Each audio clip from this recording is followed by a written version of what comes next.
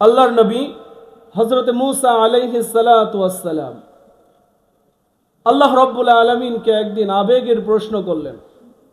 মুসা আলাইহিস সালাতু ওয়াস সালাম একদিন আল্লাহকে আবেগের প্রশ্ন করলেন, আল্লাহ, আমি আপনাকে একটা আবেগের প্রশ্ন করতে চাই। আল্লাহ রাব্বুল আলামিন মুসা আলাইহিস সালাতু ওয়াস সালামকে বলতেছে, মুসা, তুমি আমাকে কি প্রশ্ন করবা? কি এমন প্রশ্ন করবা মুসা, তুমি বলো। মুসা আলাইহিস সালাতু ওয়াস সালাম আল্লাহ রাব্বুল আলামিনকে বলেন, আল্লাহ গো, আমার একটি আবেগের প্রশ্ন হলো এই, আমি যদি কোনোদিন রব হতাম, আল্লাহ হতাম। মুসা আলাইহিস সালাতু ওয়াস সালাম আল্লাহকে বলতেছে, আল্লাহ গো, আমি যদি কোনোদিন রব হতাম, আল্লাহ হতাম, আর আপনি আল্লাহ যদি কোনোদিন মুসা হতেন, তাহলে আপনি বলেন আপনি আমার কাছে কি চাইতেন? মুসা আলাইহিস সালাতু ওয়াস সালাম আল্লাহ রাব্বুল আলামিনকে বলতেছে, আল্লাহ, আমি যদি রব হতাম আর আপনি যদি মুসা হতেন, তাহলে আপনি আমার কাছে কি চাইতেন? আল্লাহ গো, আপনি এটা একটু বলেন।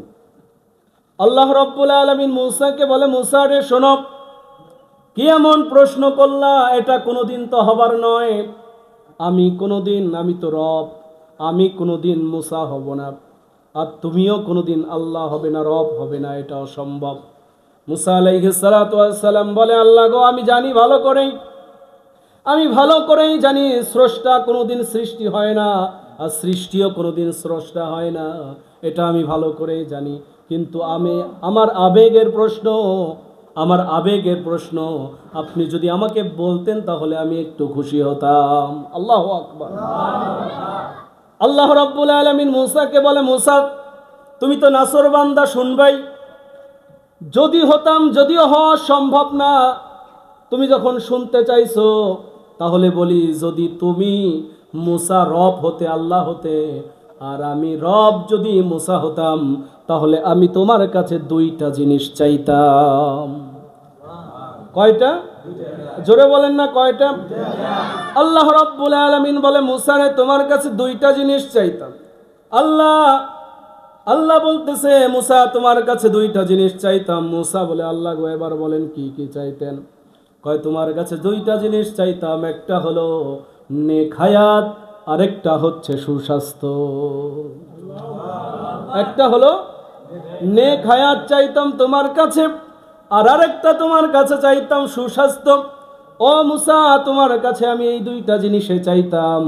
এবার মুসা আলাইহিস সালাতু ওয়াস সালাম আল্লাহ রাব্বুল আলামিনকে বলে, আল্লাহ গো, আমি এটা তোমার কাছে টেকনিকে শুনলাম, আমিও মুসা তোমার কাছে এই দুইটা জিনিসই চাই। এই দুইটা জিনিস আমি তোমার কাছে চাই। সম্মানিত হাজিরিন, তার মানে হলো, আল্লাহ রাব্বুল আলামিন যদি কোনো মানুষকে তার প্রতি খুশি হয়ে যায়, আল্লাহ রাব্বুল আলামিন দুইটা জিনিস দিয়ে তাকে ধন্য করে দেয়। কয়টা জিনিস বলেন তো? রাসূল সাল্লাল্লাহু আলাইহি ওয়াসাল্লাম বলেন, তোমরা যে রিজিক তালাশ করো, রিজিক অন্বেষণ করো, যেটার পিছনে তোমরা ছুটে আছো, তোমরা হয়তো জানো না আসলে রিজিক কোনটা তোমরা জানো না।